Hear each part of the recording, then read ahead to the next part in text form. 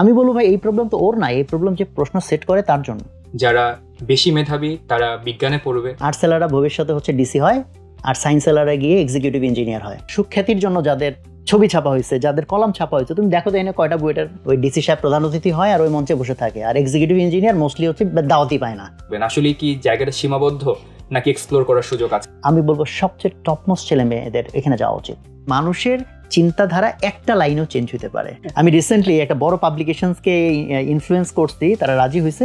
আমি বলছি ভাই এখানে ডাক্তার ইঞ্জিনিয়ার বদলায় উদ্যোক্তা দিয়ে দেন। এটার পিছনে আসলে কম্পিটিশন বাড়ানোটাই কি মোটিভ ছিল? আসলে কিন্তু ডাক্তার ইঞ্জিনিয়ারদের ভূমিকা কম, কোন রকম ভাতে কাপড়ে চলে, তার রিসার্চ মিচার্জ করবে, এটার ফান্ডের চিন্তা করার তার স্কোপ থাকে না। সারা পৃথিবীতে সবচেয়ে টপ রোল প্লে করে হচ্ছে বিজনেস ওনাররা। স্টুডেন্টদেরকে শুরুতেই দিচ্ছি, তুমি জেনে নাও যে এগুলো তোমার অধিকার, যদি না পাও তাহলে আমাকে ধরবা। সমাজ আসলে কারা চালায়?